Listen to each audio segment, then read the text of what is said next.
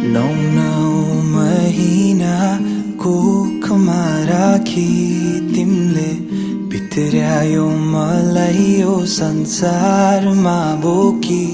जति कठिन परिस्थिति आए पनि तिमीले हुन दिनौ आमा केही पनि।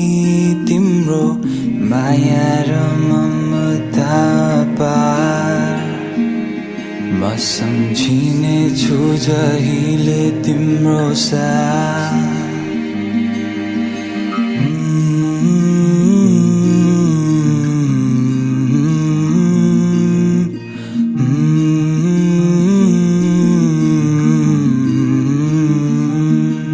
क्षमा पाऊ आमा यदि मबाट गल्ती भए। तिम्रो माया